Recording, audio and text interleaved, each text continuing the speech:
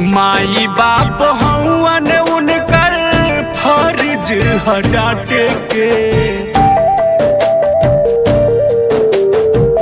माई बाप हवन उनकर फर्ज ह डांटे के। काहे खाती मारत बाड़ा बाबू तुलाते से। काहे खाती मारत बाड़ा बाबू तुलाते से। माई बाप हवन उनकर फर्ज ह डांटे के। माई बाप हवन उनकर फर्ज ह डांटे के। काहे खाती मारत बाड़ा बाबू तुलाते से। काहे खाती मारत बाड़ा बाबू तुलाते से।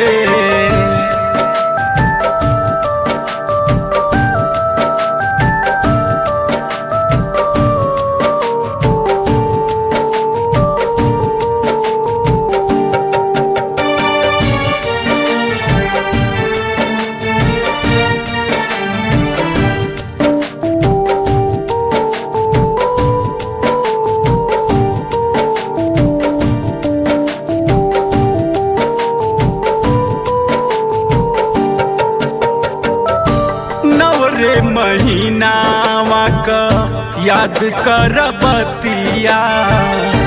दुखवा उठवली माई जाड़ गर्मी रतिया। नवरे महीनावा का याद कर बतिया। दुखवा उठवली माई जाड़ गर्मी रतिया। मेहरी के अवते कहे लागल तू बाटे के। मेहरी के अवते कहे लागल तू बाटे के। काहे खाती मारत बाड़ा बाबू तुलाते से। काहे खाती मारत बाड़ा बाबू तुलाते से।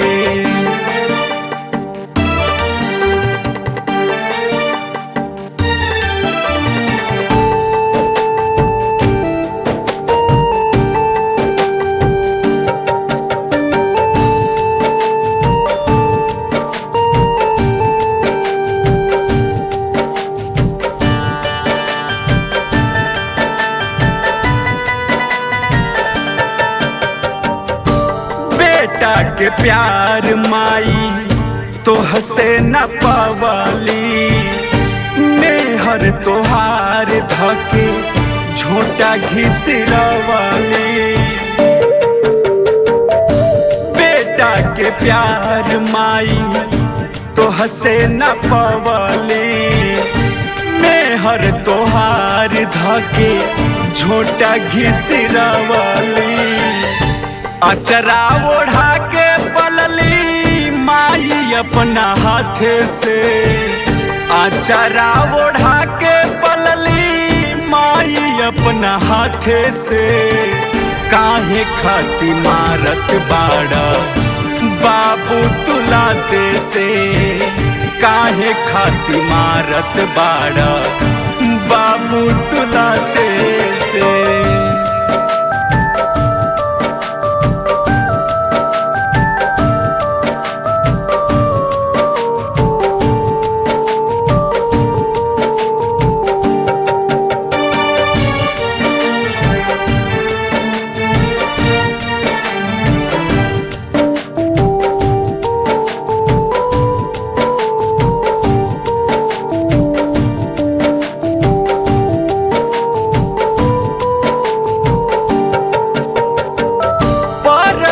रूपेश सुनला हमारो कहानावा।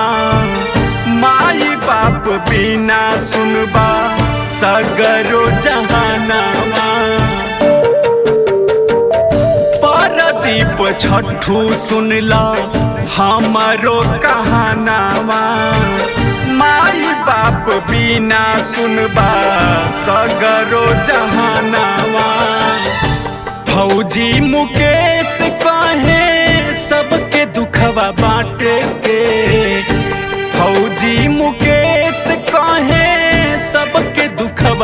टेके काहे खाती मारत बाड़ा बाबू तुलाते से काहे खाती मारत बाड़ा बाबू तुलाते से।